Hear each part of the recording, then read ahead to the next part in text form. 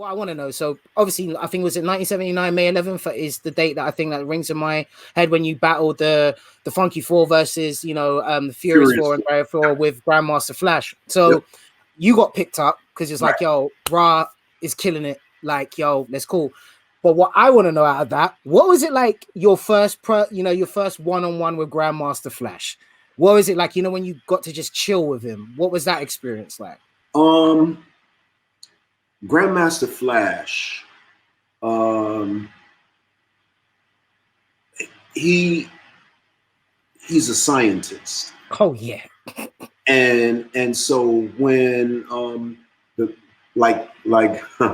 very first time that I got to say words to Flash, and he actually said words back to me. I went up to him. He was in the DJ booth at this club in Harlem called Harlem World, and I had just became a member of the group. Right. He didn't know because the Furious Four and Flash at the time, they weren't working together. They had beef. Like they were they had a manager named Ray Chandler who coincidentally is the uncle of Damon Dash. Right. Oh wow. Yeah, okay. Exactly. Plot thickens. And so so Ray Chandler was taking much better care of Flash and Flash's protege DJs, Disco B and DJ Easy Mike, than he was taking care of the Furious Four at the time. So they didn't want to work with Flash and Ray for that reason. And they were kind of like protesting or whatever. So the DJ who actually DJ'd for the Furious Four no. Okay. I skipped ahead. All right, so let me go back. So May 11th, 1979, Webster Avenue, PAL. Grandmaster Flash, Furious Four, Breakout, Baron, Funky Four. Okay, so they won the battle. Melly Mel, and at the time his name was Mr. Ness, he later changed it to Scorpio, came to my mom's house a few days after they won the battle, and they said, Rahiem, we like the way you do your thing or whatever, we want you to join our group. So I was like, all right, well, give me, they was like, you don't have to tell us today, take a few days or whatever, think about it and get back to us. I said, okay. So one of my OGs, he's like my big brother, his name was DJ Eminem, rest in peace. He hired the Furious Four to perform at a community center, Forest Houses Community Center. That's actually the neighborhood where Diamond D and Fat Joe and Showbiz and AG are from. Right, right. Okay, so we perform in this community center, and DJ Eminem was from around my block. So I performed with DJ Eminem and the Eminem crew first, and then I performed by myself.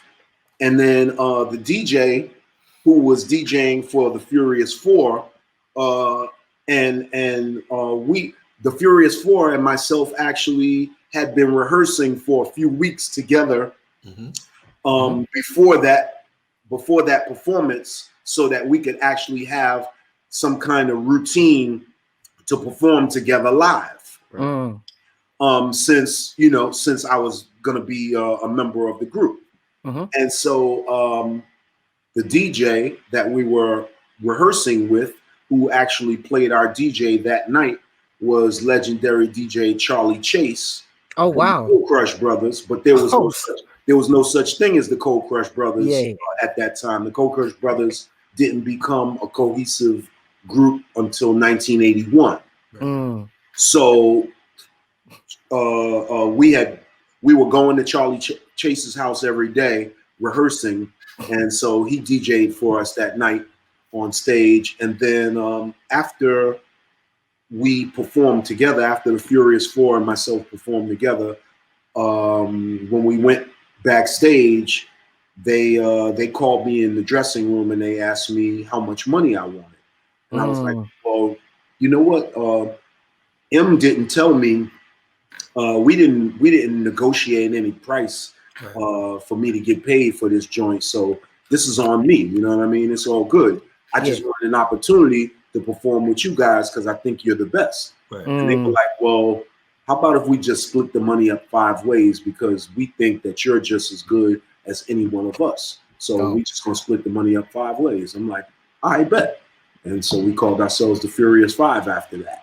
So fast forward, I was like tremendously excited to tell Flash that I was one of his MCs, because Flash was the DJ that every MC wanted cutting behind him. You know what I mean? So when I heard that Flash was DJing at Harlem World, I made it my business to go down there, and I go to the DJ booth and I go over to him. Now, he never met me before. He only knows my name. He knows my name because my name is ringing alarms in the street, but he never met me physically before. Right. So I don't know if he even knew what I looked like. So I go to the DJ booth and I'm like, yo, Flash. And he's like, yo, like, I work it. I know that. Right? And I'm like, oh, yo, Flash, the booth shop. Right. I'm always enthusiastic like a kid on Christmas. And finally, he looks at me and was like, what? I'm like, yo, I'm Rahiem. He was like, all right, it's fucking nice to meet you, Rahiem. I would not lie, but I know that exact feeling, especially when you're in the mix. And bearing in mind, this is the time where this is where DJing has started from, so the level of concentration must have been on the next. Just, what? Okay, nice to meet you, bro. Furious Five over there. Cool. Right.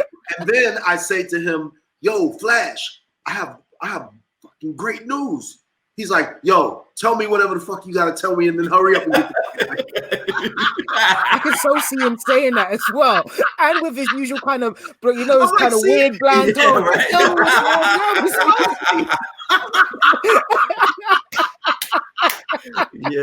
I'm like, yo, Flash, guess what? We changed the name of the MCs. We're the Furious Five now. He's like, we'll have to see about that. Get out of here. Yo. Especially now. Assassinated my enthusiasm, ladies and gentlemen. But in some way, somehow that made you stronger. I don't know how, but it still did. Look, I'm the youngest member of the group, and when I first joined the group, so you know, these guys, they're jokesters, they're pranksters, and like, if you got thin skin, you're not gonna last 5 minutes around these guys, especially like Melly Mel and Cowboy. They used to snap on each other all the time. You know, snaps is like, you know, joking. Cussing. What we'll call this cussing. Yeah. So when I first got in the group, I was the butt end of every joke. But that's because they didn't know that it was a no-no to joke on me. Right. So snap back, innit? I'm gonna clap back on a snap back. Clap back for days. And my shit is side splitting. You know?